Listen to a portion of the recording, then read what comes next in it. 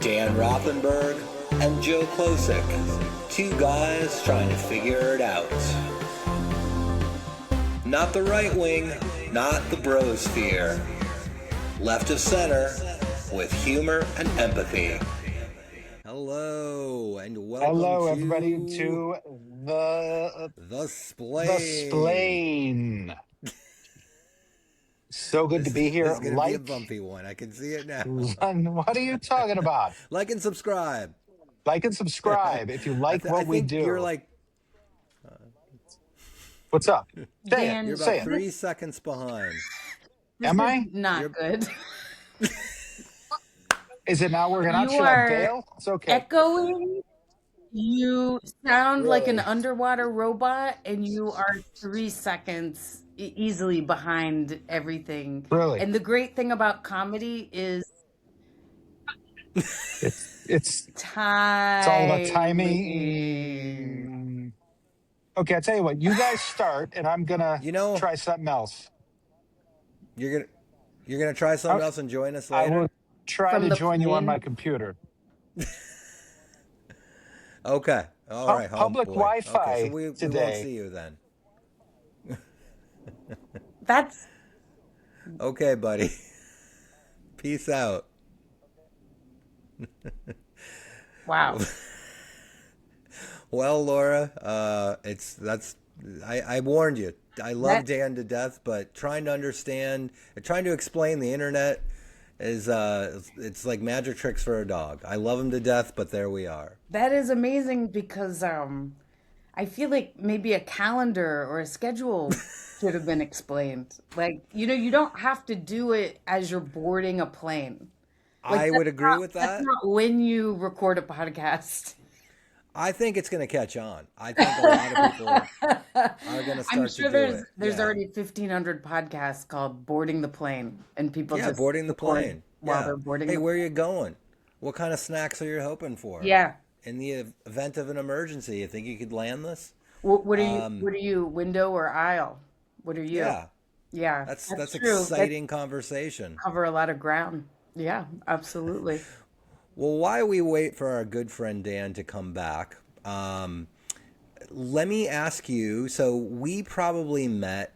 I mean, this is scary. 99, 2000. 99. Yeah, That's when I was there. 2000. I spent 1 year in San Francisco.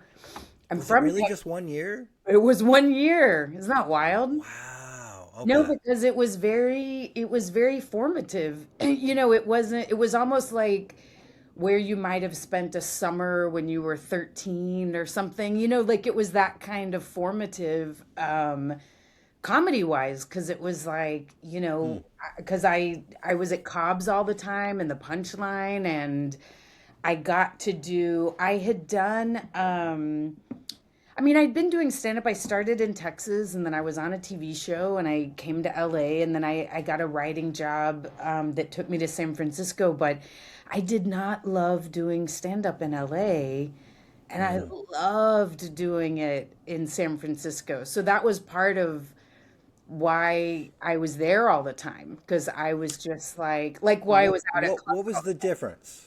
What was the difference between stand-up in LA and stand-up in San Francisco? Well, at the time, I thought of it as part of it was my personality, and I couldn't help but notice I was like in San Francisco, like everyone was holding a book, like people just had books in their back pockets, and it's not like people in LA don't know how to read. They're just too busy. Like LA is an industry town, so comedy is. You're kind of watching it, but you're kind of like, are they somebody? What could they be cast as? Right. Is this somebody? Like it's not just comedy, it's not Right. just doing Yeah. comedy. It's doing comedy, and then because I'm getting ready for Conan and a showcase and a thing and Yeah. and it's just, San Francisco, certainly a lot of people to get discovered there, but it's, people are just doing, like people who come to see comedy are like, hey, I love comedy. I work at a grocery store or a bank, or I'm a lawyer. Like, I just wanted to see some comedy. And so it's just a very different, You connect with people more. Yeah, yeah, absolutely. I would agree with that. Yeah. When you say that San Francisco is very formative for you, like what can you think of any specific stories or any specific times where a light bulb went off and you're like, oh man, that's how I do that, or oh, I just learned this. Mm, that's a cool question. A little Or bit. how was it formative?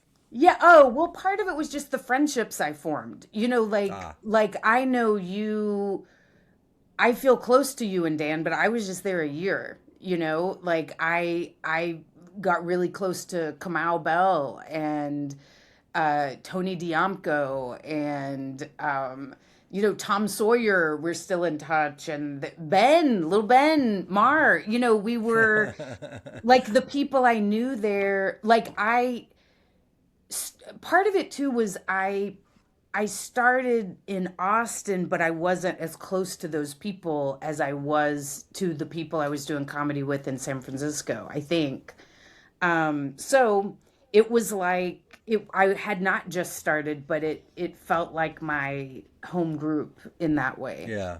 Wow. Um, but formative, I did learn something that made me laugh that you reminded me of. Kamau had said one day, because I was real mad about something on stage and I was, going off on, whatever I was. I'm not really a political person, but whatever I was mad about. And I was like, oh, was I too angry or something? And he just laughed and he goes, it's actually really funny when you're angry. Like, no, like, no one's going to be angered when you're angry. Like Right, you just right, look right. ridiculous, Yeah, really, yeah. when you're when you're angry. And I learned I kind of have this like way too approachable vibe that like where it just I just am like Yosemite Sam when I'm mad. People think it's just cartoonish. Um, that was It's something not I a bad. Did no. did you feel like you wrote for that? Like once you realized that, were you writing specific like, hey, I'm going to be angry in this piece and it's going to be comedic, or did it inform your performance at all? It informed. I don't think I wrote toward it, but it did inform. Like I know it is. I do kind of like faux anger, and it did kind of. It did become something I knew I could play around with. Yeah. You know, Okay. of like.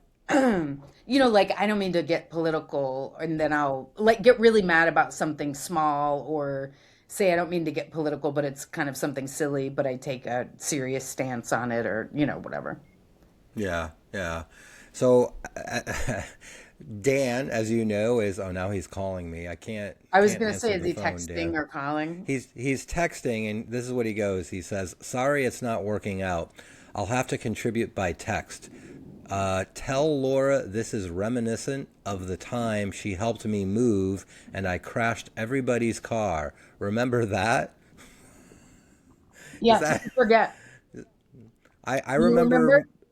I remember being in the car with him, and he like looked away for an instant, and we were coming down a hill into the Castro. I can't remember the name of that street. It was a pretty big thoroughfare, and then like in the blink of an eye, three parked cars he sideswiped, and Yes. then we just sort of stopped and went like, did that just happen? And I think we Yeah. were all thinking like maybe we should just hit the gas, you know, but I think it's also fair to say we're all pretty decent people, and we're like, oh, we Mhm. can't do that, Yeah. But what was your memory from that adventure? It was that. It was this epic, like, oops, to say the least, Oh moment, and man, just you don't know what to say. Like it's when something's not a big deal, of course, you can be quick to be like, it's all right, it's all right. But this yeah, was like, yeah. wow, this is not okay at all. Do you know a weird thing? Do you guys ever talk about like booze or meetings or that sort of Oh thing? yeah, absolutely, absolutely, yeah, yeah, So this is kind of funny because I do remember you got like you very seriously saying to him, "Do you need to get to a meeting?" And I remember you guys going to a meeting, and I was like, "What? What's that?" I am 18 years sober now. Wow. Yeah. Congratulations. Like, That's big. yeah, That's huge. it's of course. I mean, an hour is huge.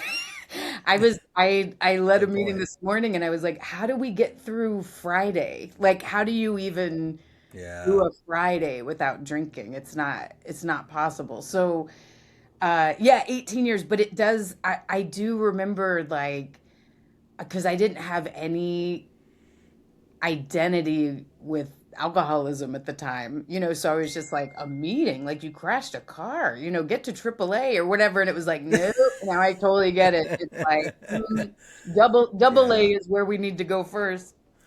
Yeah. Yeah. Oh man. Wow. Well, good for you. I had no inkling of that back then. I mean, are you okay talking about some of Yeah, that? Like, yeah, yeah, I'm very open about it. Or, or I wouldn't have brought it up. yeah, no, I appreciate that. So when you were in San Francisco for that year, was that something where were you aware of like, hey, maybe I'm going over a line or I'm keeping it hidden? Like, what was it like back then for you? Because I didn't see anything. Yeah, it's interesting. All the addictions are sort of interesting to me. For me, it's I would say I'm a periodic blackout drinker. So sometimes I can drink. I can have a drink with you, and then sometimes I'm gonna have a drink with you, and then you know a bottle home on my own, and then start calling people that I don't like. You know what I mean? Like it was. Wow. So for me, what I've come to understand, because I also this is, I mean, we might as well get into this and be really We're good into friends. it. But I recently lost 100 pounds, like Oh, which wow. is yeah, which is That's part of it phenomenal. is what. That's phenomenal. Yeah, well, part of it is phenomenal to lose a chunk of weight, but part of it is like, huh, how'd you have all that to lose? Like and I've never talk about this with anyone because it's new for one, but it's also, I say a couple of things about it on stage, but it's like the biggest surprise, turns out I'm normal boned.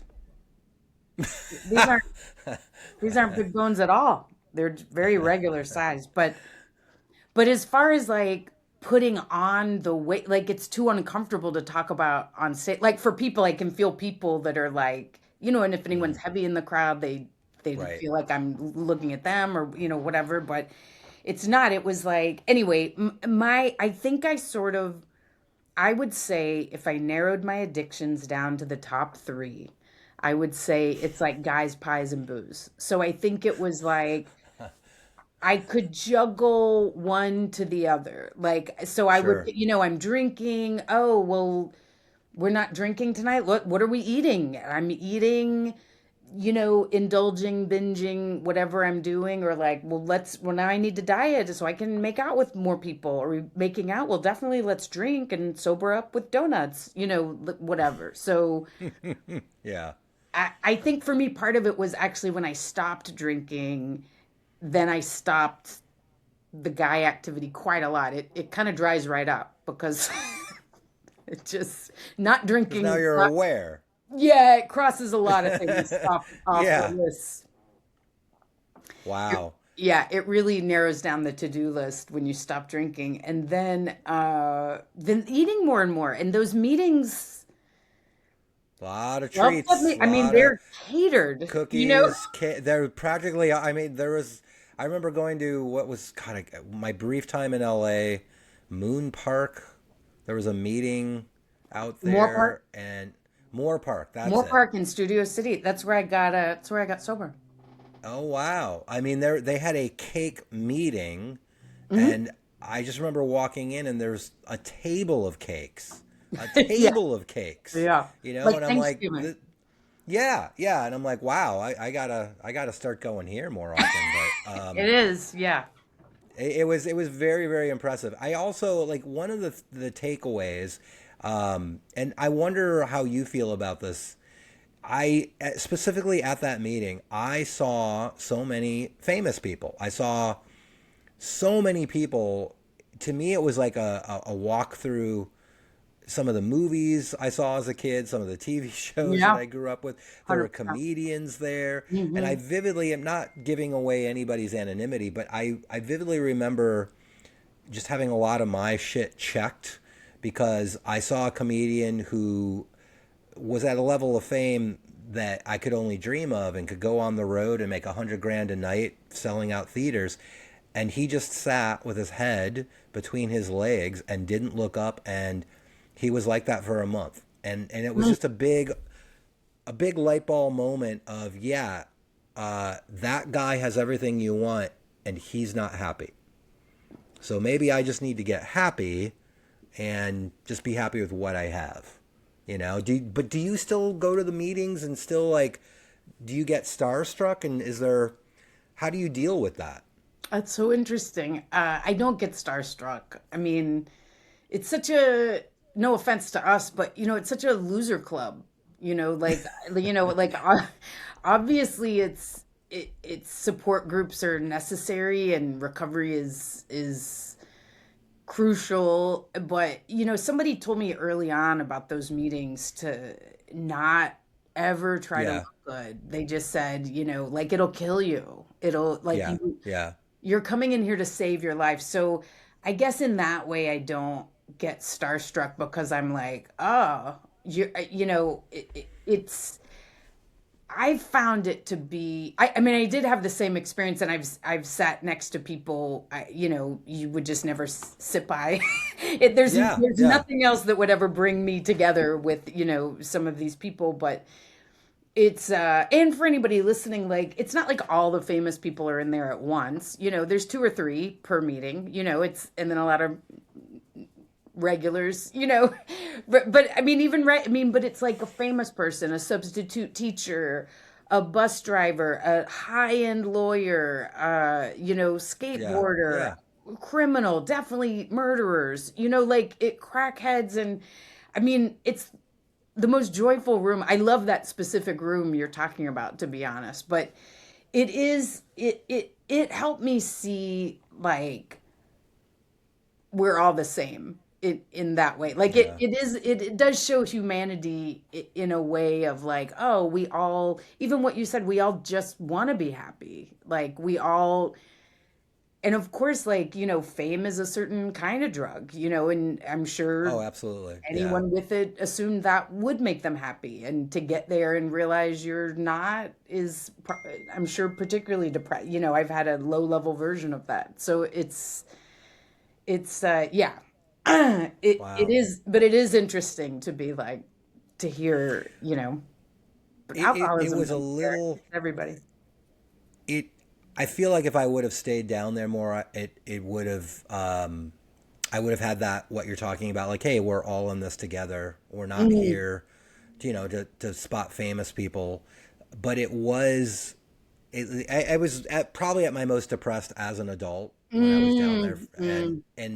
there was a couple of times I didn't want to go to meetings, but I'm like, man, I know I need to be in a meeting, and I can remember walking into that room and hearing a voice, and this actor was like every bad guy in every '80s movie ever, Mhm, mhm. and knowing who it was before I walked in the room, and then sitting down and then hearing, it was like a small circle. There was maybe only like 30 people in the circle, and Mm. then hearing him in that arch villain voice just be so vulnerable and talk about the damage Mm. that drugs and alcohol had done to him and how he had managed to find some sense of hope in just saying, okay, I don't care what happens next. I'm just going to give up and see where this process takes me.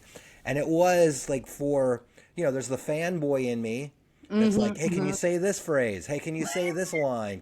Hey, can you sign my big book? Yeah, exactly. Can you sign my big book? Oh my God. Do people do that? There's got to be some people that do that. There's There, got to be. I, there are people I think that pass their screenplays to people in meetings. You know, Yeah. I have heard that. I Yeah. haven't heard it lately, but there are people who you can make industry connections or whatever. But I mean, it's pretty It's networking, clearly to seen some through. degree. It's Yeah. a Yeah. wild way to do it. All I had to do was It, lose everything, get to a meeting. this is this was always my plan. This was always my Um, plan. You know what? If the MFA in filmmaking doesn't get me there, Jack Daniels will. Amen. Jack Daniels is my agent. Um, so when you moved, you moved about 2000 from San Hmm. Francisco to LA full time. And I mean, I'm just not judging. I'm just going on my experience. And I remember everybody telling me, like, Joe, you've been a big fish in a small pond in San Francisco. That's not going to transfer. You're basically starting over again. It's going to be a really hard year. You're going to have a lot of self-doubt. You're going to cry sometimes, but if you can just get through that first year and then find your place to hang out, then things will start to work. And What a you know, pep ma- talk. I know, but that ended up being very accurate because it was, and I still went down there like, yeah, but, and then it was just really hard, and then I had a relationship disintegrate, and then I decided, hey, you know what, I'm going to drink again. I mean, everything that could have gone wrong went wrong, and that's all on me. But I'm wondering, what was your first year like when you got there from San Francisco? You had already had some experience, but what was it like when you were like, okay, here's home? Well, my first year in LA was I moved here in 98. And it was very different from your experience because I had just started on a TV show. So, What was yeah, I apologize. no, it's I'm okay. not familiar. What was the show? There was I was on MTV's first sitcom. It's called Austin Stories, and essentially I started Oh. doing stand up. I was a seventh grade teacher. My mom made me be a seventh grade teacher, and then I was like, but I wanted to do comedy, but I was afraid they were right. It was like a battle of who's right. What if they're right, and I should just be a seventh grade teacher? But I wanted to do stand up, so I did stand up at night. I taught seventh grade. I did stand up at night, and I sold tickets at the comedy club, like the Punchline in Austin, and it was called the Laugh Stop at the time, LAFF, and so I started doing open mics and stuff, and so I taught seventh grade and I did stand up at night, and then MTV came and did a showcase back when they had to just travel before YouTube, Right. and Yeah. even like Wow. it was like the dawn of AOL, but we weren't putting Wow. comedy online yet. And gosh, how time, right? It's so weird. It sounds like, I was in, it really is the equivalent of like I was in silent film, you know? This was It's before YouTube, like it's like before yeah. topics. Yeah. I mean, just the idea of getting on basic cable was a big deal, The which is biggest. what YouTube and dreamed of. But yeah, MTV and Comedy Central were still sort of fledgling creations trying to find their way. So you do For the sure. showcase and they pick you. I did a And showcase, and then I went to go sell tickets the next night at the comedy club, and the manager said, "You need to find somebody to fill in for you." And I thought I was in trouble. And she goes, "Because MTV wants to take you to dinner." And I was like, "Whoa." Can you imagine? I'm literally a seventh grade teacher. I was like 24, this 24. is awesome. I'm barely 10 years older than the kids. I've done comedy a year. This was my dream. And This like is MTV went, awesome. and it was like wants to take you, Howard Kramer, Chip Pope, and Johnny Hardwick out to dinner, and they were the Wow. three funniest guys in town. And I was like, I can't even believe I'm gonna have dinner with those guys. Like Yeah. also Yeah. free dinner. I mean, 100 pounds. Yeah. That's exciting to us. I was like, Hell everything yeah. about this is incredible, like being on a short list with those guys and getting a free meal. So then they said we want to do a show with you, and it didn't happen for a couple years, and then it literally did. So in 97 I was on an MTV show. It's on YouTube, speaking of, called Austin Stories. And so when I came to LA, like I didn't do well, but I was like auditioning for pilots and stuff. Like I was repped at William Morris, and was, Wow. I had, it looked like a path. And in retrospect, I certainly had opportunities, but I will tell you also in retrospect, like I didn't know what to do. No one Yeah. explains any of it on what to do. And I wasn't really like a road headliner. So it wasn't like, oh, I make this great living on the road doing this. It was like, I'm a seventh grade teacher. I quit. I'm on this show that I didn't, I made the same amount of money on the TV show as I did teaching. So it was cable. So it wasn't the money, but it was like, I need something. And that's why I kind of ended up in San Francisco, because I sort of didn't land on a Wow. big something. And then I started writing for these, it was before we said web series. Like I wrote on them before. I just called them internet cartoons at parties, and then people were like, porn? And I was like, no, we review movies and stuff. But anyway, don't worry about it, because nobody even had the bandwidth to watch videos on, Yeah. Wow. except other companies that made internet videos. So anyway, so that's what I was doing in San Francisco. So for me, LA it was hard, but I was never a big fish I wasn't even a big fish in Austin. I mean, technically, had I stayed there, I guess I would have, certainly by the time I was on a TV show called Austin Stories, people knew me, but not because I had done comedy for very long, because I hadn't. Wow.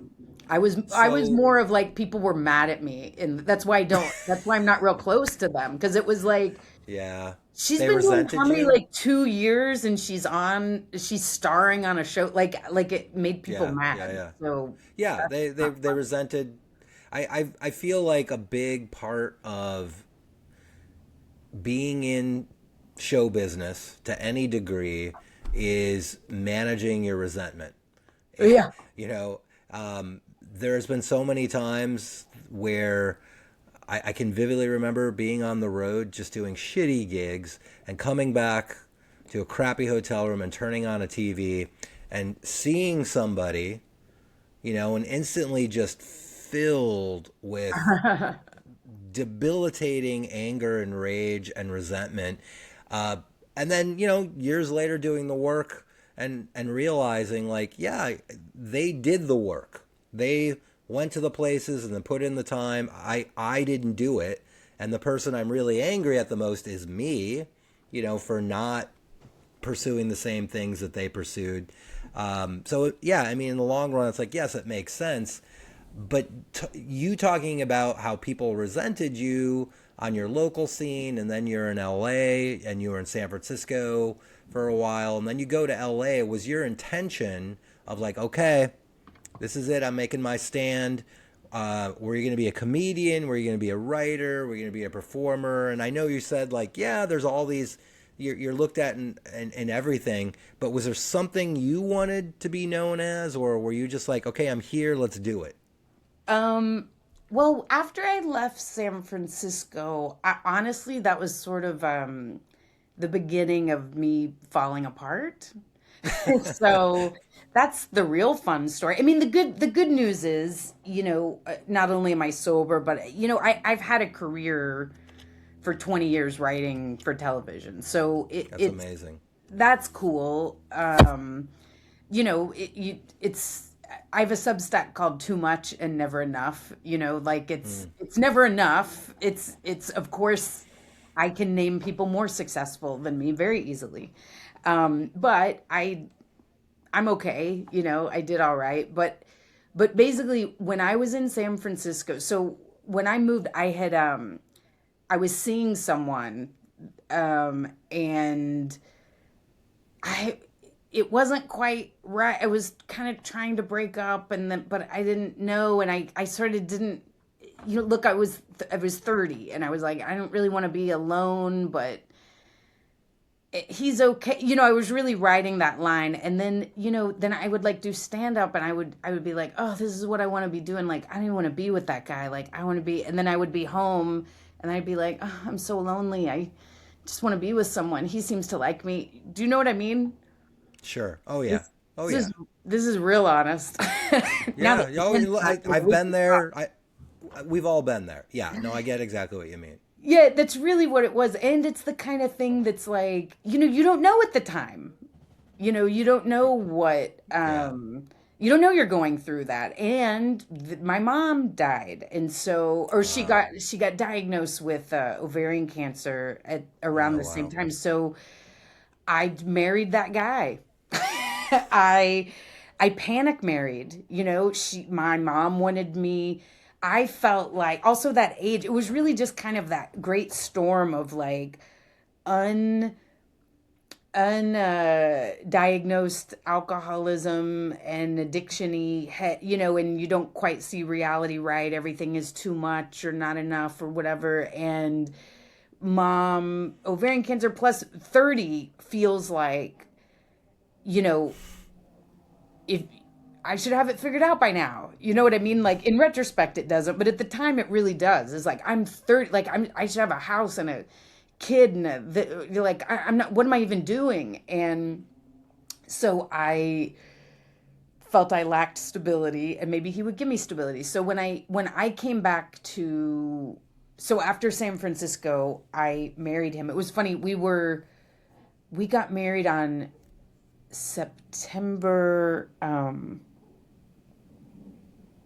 like October 13th, 2001. 1 month after Oh. the towers Oh. came down. Yeah. Yeah.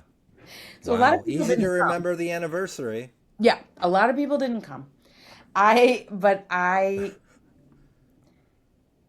thought, and this is a weird thing. There's so many red flags, and you just color them Oh, green and keep yeah. Yeah.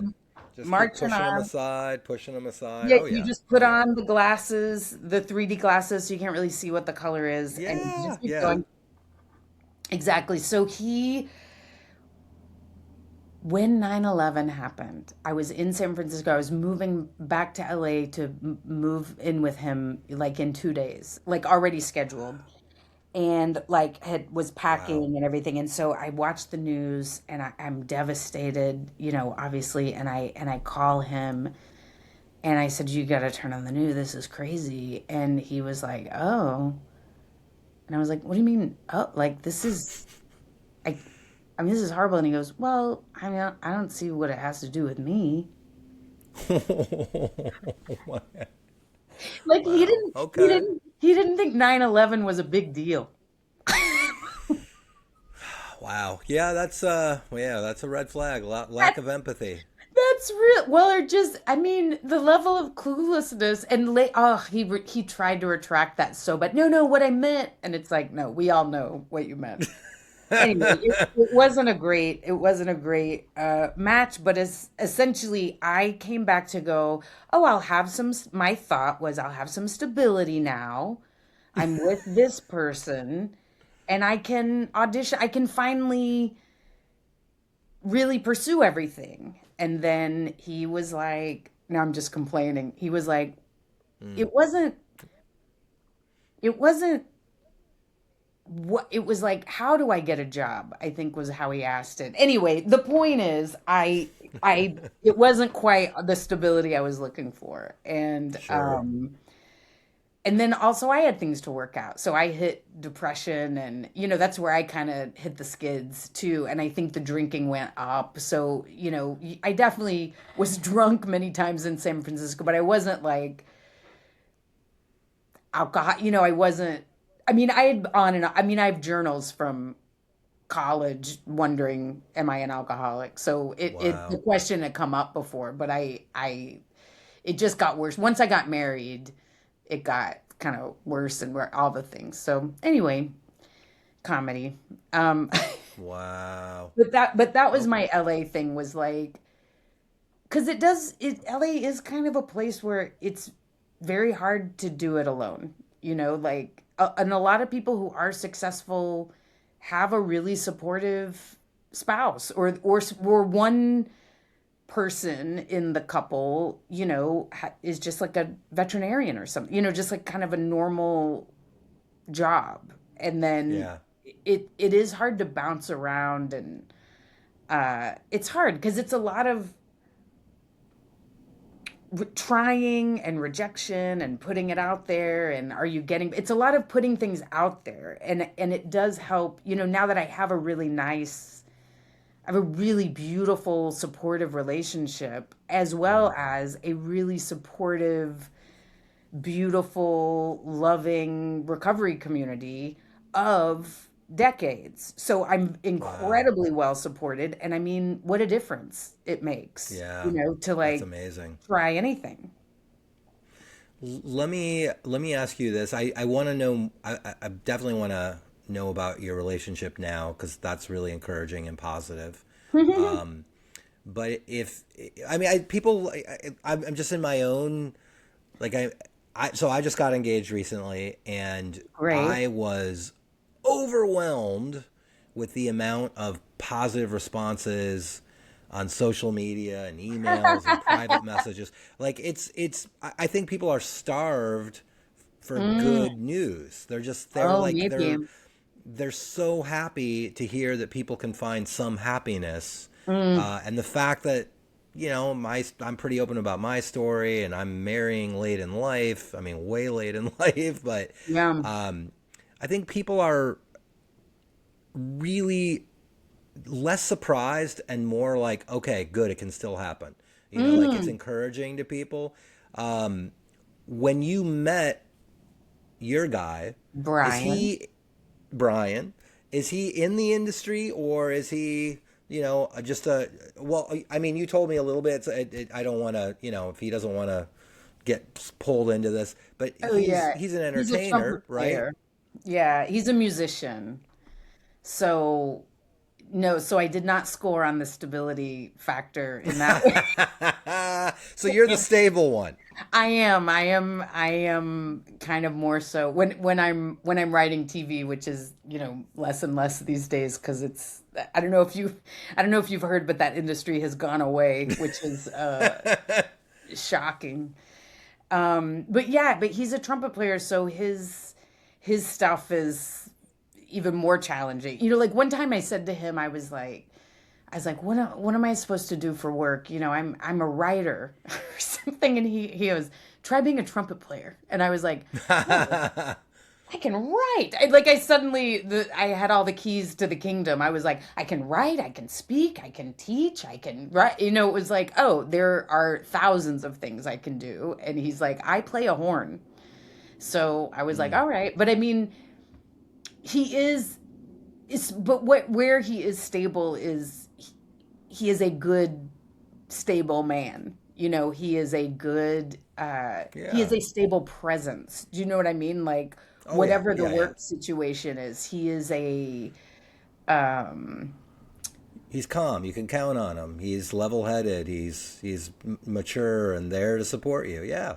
Yeah. yeah, That's amazing. he's Good for all you. that. Andy's silly and fun, and his Oh, creative, I know, his creative endeavors. I mean, it's fascinating because he I don't think I should say the band, but he is in a popular band, but he but really he's a jazz trumpet player. He has 5 jazz albums, and I've seen him play a solo at the Hollywood Bowl. wow. Like Okay. he's that level. Like he goes to the He's the Grammy. real deal. He's Yeah. the real Real deal. deal. Yeah. And early on when we were dating, he like got a phone notification. He goes, "Oh, I just got invited to the Rotterdam Jazz Festival." And I was like, "Oh, hang on. Oh, I just got a coupon to Bed Bath and Beyond. We are the same." Um, Wow. but yeah, I've seen him play at Disney Concert Hall, and he like goes to the Grammys. So Mm. between me and you, like you and I would think of him as Grammy nominated. He will tell you he is not, because technically just he is not, like, but he is on Grammy winning albums, That's which amazing. is That's amazing. close enough for me. I mean, Yeah. for me, he Yeah. basically just That's has awesome. Grammys, but he's like, no, no, no, no, I've never actually, but but he's been in bands that were nominated. So that's not nothing. That's So good for him. He's humble and he's talented. That's yes, can you awesome. imagine? Yeah. Well, let me ask you this: what do you like to write, and do you have any projects right now that are going on that you're really proud of? You know what? I I'm teaching right now something I'm really proud of, which is really neat, which I will tell you about. But also to answer your question, I just love comedy. Like I loved stand up, still do, and I did stand up and I thought I would be a stand up. Like I'll be a Roseanne meets Jeanine Garofalo. And, I'm just going to pursue this, and that led me to TV and acting, and I I like it in a way, but I like the moment of creation. Hmm. I This is astounding to me. There are 26 letters. That's it. There's Hmm. 26 letters in the alphabet, and Brian Regan can use them to make you laugh until your eyes are popping out of your head. You know what I mean? Same Yeah. 26 Yeah. letters, Yeah. and Yeah. Stephen King can scare us, and someone else can, like it's writing is fascinating to me. So and then I love comedy. So I wrote on a sketch comedy show for Jeff Foxworthy, and because I was like, I just love writing. It's not like I was like, oh, I mean, I am from Texas, but it's not like, oh, I identify hillbilly. I, of course, obviously, I wrote for the George Lopez show. That's not exactly my experience, but I just love writing comedy and Samantha Yeah. Who, and I've sold some shows, and I've written on kids shows that I really, really Hmm. like. I wrote on one that was in the UK, and I ended up show running it its last season. Its first season, it won a BAFTA. It's Hmm. this show called Secret Life of Boys. And this girl goes to live for a summer with her four boy cousins. Um, but it had a lot of heart. Like I wrote an episode where she grieved losing her mom, and like you're laughing Oh. and you're crying. And there was an episode we had in the last season where a guy came out and got his first Hmm. boyfriend, and like it's not Hmm. it's not soapy, it's not drama, it was comedy, but it still had this sweetness. So I really liked that. And Hmm.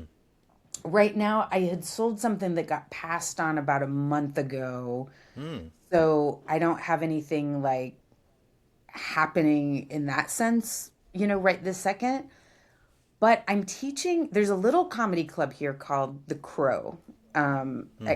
It's at crowcomedy.com. And the owner there, she is a stand-up, and created this club for like underrepresented voices. And Hmm. she created this social justice storytelling class. Oh, wow. So it's called Storyectomy, as in get your story out. And she asked me to help her teach it. And like one class is cancer. That's the theme. So people Wow. who have been affected by cancer, who have it, have had it, have lost someone to it, have almost lost it, doctors who deal with it, Wow. they get to take, she gets it underwritten. So they're taking the class for free. And we teach Wow. them to tell their stories Yeah. and make them funny. Yeah. And they go Yeah. on That's stage and they amazing. tell their story. It is so powerful. It's very It is rewarding. Wow. it's so rewarding, because people, the looks on their I mean, they're happy throughout the class, because day one is like, this is cancer. I can't make it funny. And then we're like, but you can. And that's amazing. And so they're enjoying it the whole time, and then they land on a story, and then they tell it, and when they come off stage, like they all come off stage like, wow. Like, I can't believe I Yeah. did it. And that's how people connect. And Yeah. we did it with unhoused people who had experienced being unhoused. We're about to do one with veterans. She wants to Wow. do one with recovery. We know how to make those Sure. stories Oh funny. yeah. Like, Oh they're yeah. inherently quite funny. And that has been, that's really, that I love. That's amazing. I love that. I'm the last 2 years I've really gravitated more towards storytelling shows. Oh, you're a great storyteller. I Oh, well, still thank remember you. you punching the pigeon right out of the sky. I mean, that's a story. Like, that is, That's it a works on story. That's a in story. stand up, but I mean, But yeah, I mean, this is less. I mean, there's funny moments in the storytelling shows, but yeah, I've been talking about the more serious things in my life, and then mm, getting on shows with people who are they're in the NPR world, yeah, and yeah, you're just telling amazing stories. And I find that being a comedian, it it gives us a shorthand. It gives us like, oh yeah, I know where the beats are. And if yes, anything, it's less about going for the joke, and it's more about staying in those uncomfortable moments. yep, And I like being a complete human being. As a stand-up, I always feel like I have to be angry or funny, and that's really all the audience will allow. But the storytelling shows are incredible. And that, yeah, I've been teaching some stand-up, and that's how I met my fiance. oh, And really? she took the class, and I felt like there was something, because I'm always putting an emphasis on tell us something that's authentic. Tell us your story. Nobody can steal that. Nobody, that's your Yeah, story. And I just felt like there was something she wanted to talk about, and it was being the primary caregiver to her mother, who was in the advanced stages of Alzheimer's. And oh, she's like, is there anything funny about that? I'm like, well, no, we're not going to make fun of your mom, but there's got to be some stories you have about managing the people that are in and out of your house to help with you, and the yeah, absurdity of it, and some moments. And once she realized that she could make fun of that and have fun with it, even, it was really amazing to see her come off the stage with just what you're saying, that like, oh my god, that's incredible, I can tell yes, my story and people are laughing, and it gives me a sense of ownership. And so good for you. That's, I think, getting people, because a lot of people have an amazing story, but they don't know how to tell it well. And just who, a little bit of coaching yes, is all it usually takes. So good for you. That's amazing. yeah, it's so gratifying. And for me it is interesting because I do, I like money. I like large amounts of money. So TV work is really great for that. Yeah, These giant yeah. corporations used to pay you lots of money, to make TV shows.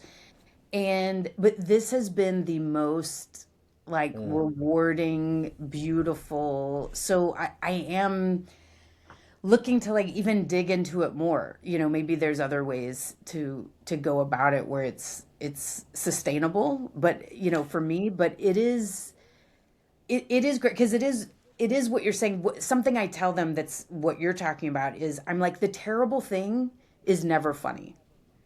The terrible, the capital T terrible thing. And there are so many comics who are a great example of this. Patton talking about his wife's Yeah. passing, Marin and his girlfriend. Mm.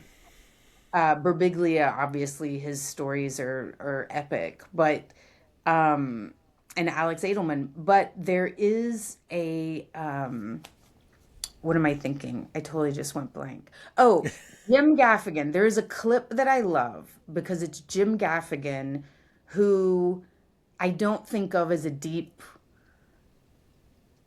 storyteller guy, and he's just doing stand up, but he talks about his wife having brain cancer, Wow. his Yeah. wife having a brain tumor, and it's Jim Gaffigan. So he's, but he's literally telling you a horrible, horrible thing. she's better now, so there's relief at the top. But he walks you through it and he's like, hers was the size of a pear, which is Wow. alarming, but Yeah. also why fruit? And then he does a bit about fruit, and why, what if it was, it's very unfortunate that grape is a much smaller fruit than grapefruit. There's been an instance where someone's like, it's the size of a grape. Oh, thank God. Let me finish fruit. Oh no. There's Yeah. Yeah. always exactly what you told your fiance. There's the things around it are funny. The Yeah. absurdity, the waiting rooms and the paperwork and the stupid things people say to you, or, all of it. Yeah. Yeah. Yeah. I feel like we've seen this pendulum shift with stand up and the culture, right? You have the Kill Tony manosphere that has just grabbed on to stand up, and their version of stand up is, I'm just going to say offensive, shocking things, and Right. that's stand up. And it's like, that's, if the people aren't laughing, maybe it's not stand up. And then the other pendulum swing seems to be comics who are realizing, like, I want to be a complete human being on stage, and storytelling shows allow for that more. Like, I Yep. can be quiet for a long period of time, and it doesn't mean I've lost their interest. It means they're leaning in. And I'm curious to see, like, what happens over the next 5 years. Like, is the pendulum going to swing, back to, so, like, what's happening in the middle? I mean, I more and more I'm starting to hear comedians, and I'm seeing like Netflix specials where the number one thing I think I'm seeing is vulnerability. And I Hmm. feel like, oh, that's healthy. That's a good place for stand up to end up in. Um, but it does seem like we have two extremes right now, and I don't know how they're going to work it out between each other. But what do you, I mean, you're talking about, this is very fulfilling to you. Is there a way forward with a podcast around it, a YouTube, some sort of? I mean, it seems like all the young comics I'm talking to, it's all about TikTok, it's all about social media, it's all Hmm. about getting content out there. Um, and I'm wondering, like, do you think there's a place for quality content to exist in the social media sphere? Is that something you think can happen? You want to happen? Yeah, I mean, I think it's there. I think there's lots of it. The moth storytelling is very popular. There's lots of storytelling podcasts, to be honest. And True. Yeah. the and then I see, and maybe it's just more here. I don't see I see a lot of storytelling woven into stand up. I see a lot of it more and more. Or these, I feel like people do now want um the whole picture, that you like when we started, or even in the middle, it was like a rule, like, oh, if you say the word cancer, you'll spend 10 minutes trying to get them back. I mean, Yeah. just Yeah. saying the word. Yeah. And now people will, like, show their scars on stage or whatever. Like, Yeah. people want, Yeah. I feel like maybe because we have so much, opining in social media, like people want bigger, deeper, more, something. And maybe Yeah. even it's Yeah. the same reason Kill Tony is popular in a way, because it is to the nth degree that, but I do see that people want that with storytelling and with comedy. Like, people really love the mix of it. And it was Mm. exactly what you said, of that is what is so empowering to people. Like, it gives them, you said something like agency. That wasn't the exact word you used, but that was, they get to tell their story in their way, and it's satisfying for the storyteller. It's like it goes back around. Like, I'm telling this, does it land? Ooh, it does land, and then it comes back around here. So, like, it's like a healing, connecting loop. And I know our time is wrapping up, but I want to add this because I Yeah. find this Please. fascinating. So my a student in my last class is a lawyer, so he's very much in the corporate world, and he confided in me. He said, "Look, my job," he said, "I'll be laid off before long, and there's nothing wrong with me." He's like, "I'm very good at my job," but he's like, "I'm a knowledge worker," is how he said it. You know, Wow. he's a Yeah. law brain, so he can take vast amount of knowledge and funnel it through the filter that you need for your relevant, situation. And guess what can do that in 4 seconds? Sure. AI. Yes. AI. And he said language skills, he said, because of AI, as it gets better and better, language skills are actually decreasing in value. Wow. But he took the class because he said, you know what AI can't do? Go on stage and tell a story and Yeah. make you laugh. 100%. Isn't Yeah. that isn't that wild? Like, it is interesting when, my parent, even to go full circle, my parents did not want me to do comedy. And isn't it interesting that it may be one of the last few things humans can do that they You're can't, right. You're you know? right. Yeah. Yeah. I've often, like, you read these articles about the AI companies, the big ones, and they have lawyers and philosophers trying to teach the AI things. And I thought, what they should really hire is a stand up comedian. Because if you want to learn context and language skills and all of that stuff that is in the ether and sort of gray, but a stand up comic is really good at articulating, they should hire stand up comics. But then also, I think, well, that would be the end of us. But, but you're Well, right. I'm sure they have. And I did read just today they were hiring improv Oh, dear God. comedians too about, language and syntax and whatever. But still, no matter what you do, I mean, to take the stage and tell your personal story Yeah. Yeah. and Like, we what, still need that.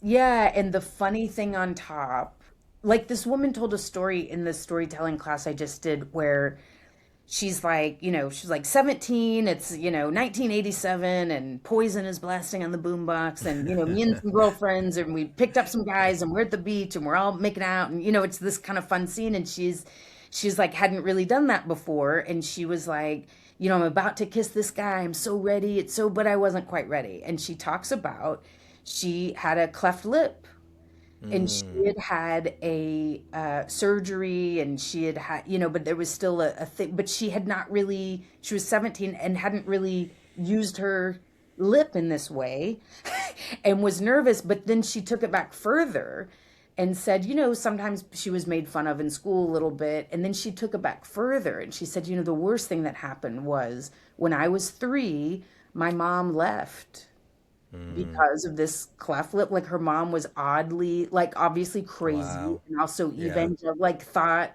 it meant there was a curse and something, and clearly she was crazy. But she was like, I always had fantasies that I would like play the flute and she would come see me and be like, you're amazing, and and that never happened. And anyway, she takes us back to the kiss, and then how she was so scared, like she'd never really taken it out for a test drive, etc. And we find all these funny jokes in it, like, what if it's a lemon? And what if you, and then she kissed and she's like, it was amazing. And Oh. then she's like, the earth moved, but really we were on a sand dune and I just fell. But she's like happily married to her wife who thinks she's a great kisser now. And so Oh. it was this adorable it was just about making out on a beach, but it was about the most deepest thing of, my mom Yeah. left, I'm completely unlovable, and Oh then my God. reclaiming, you know it all. So, I to me, that is just the power of comedy, everything we're talking about, comedy, authenticity, getting your Yeah. story out, and for people like us with a comedy skill, helping people get that story out. Because you're right, people don't know how to tell their story, because where do you start? Where does it start? Where does it end? Yeah. Well, Yeah. you're doing great work then, Laura. As are That you, seems my like, friend. why, thank you. This seems like a perfect place to end it. But where can people find you online if they want to so follow you? Where can we follow you, Laura? Website, laurahouse.com, very easy. Instagram, I'm Laura House, very easy. I'm All very, right. very, very, very findable. That is perfect. All right. Well, thank you, Laura. Hopefully, I would love to have another conversation. I feel like we just scratched the surface, and maybe we can get Dan back. Wouldn't that be something? Wouldn't that be something? Maybe he'll be at a bus station next time. Maybe he'll be. Yeah. Who knows? It looks like he's boarded, but Oh, good. we'll figure that out. Good that he's But thank you updating. very much. Yeah, good talking to you.